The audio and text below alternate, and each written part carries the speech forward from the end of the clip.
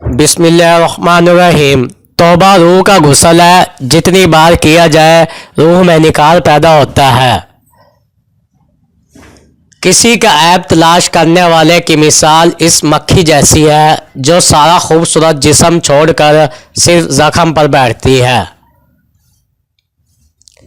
خدا کو ناراض کر کے لوگوں کو راضی نہ کرو، کیونکہ لوگوں کے بدلے دوسرے لوگ مل سکتے ہیں مگر خدا کے بدلے کوئی دوسرا خدا نہیں مل سکتا۔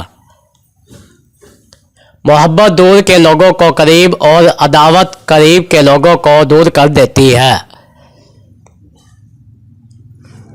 جو حق سے منہ موڑتا ہے تباہ ہو جاتا ہے۔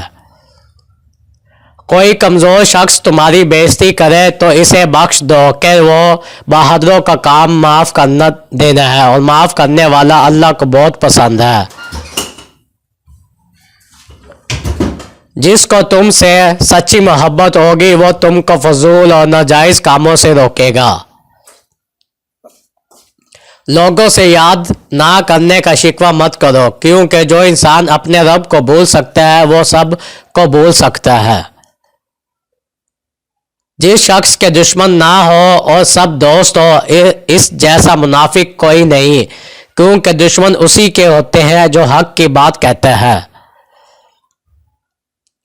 جو شخص موت کو یاد رکھتا ہے وہ تھوڑی سی دنیا پر بھی خوش ہو جاتا ہے۔ جو دکھ دے اسے چھوڑ دو، لیکن جس کو چھوڑ دو اسے دکھ نہ دو۔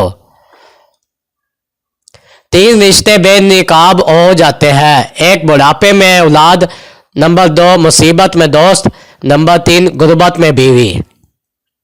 جب تمہاری مشکلات حد سے بڑھنے لگے تو سمجھ لو کہ اللہ تعالیٰ تمہیں کوئی بلند مقام دینے والا ہے۔ ہمیشہ اپنی چھوٹی چھوٹی غلطیوں سے بچنے کی کوشش کرو، کیونکہ انسان پہاڑ سے نہیں پتھروں سے ٹھوکر کھاتا ہے۔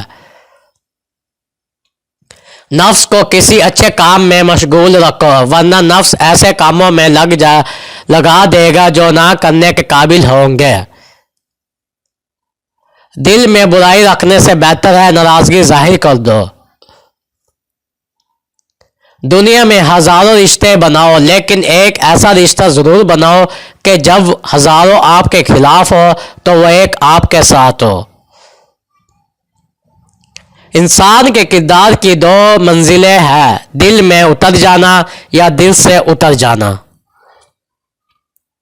دنیا کا امیر ترین شخص وہ ہے جس کے دوست مخلص ہو۔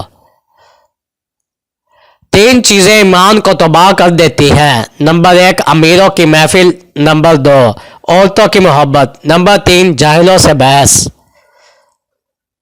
مجھے اس شخص پر تعجب ہوتا ہے جو روز دیکھتا ہے کہ اس کی سانسیں اور عمر کم ہو رہی ہے، لیکن پھر بھی وہ موت کے لیے تیاری نہیں کرتا۔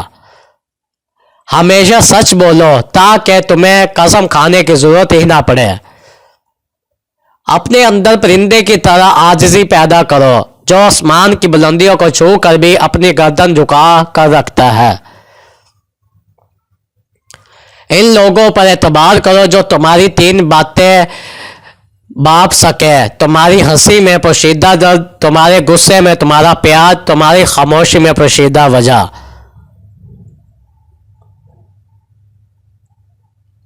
جو شخص حسدوں میں روتا ہے اسے تقدیر پر رونا نہیں پڑتا۔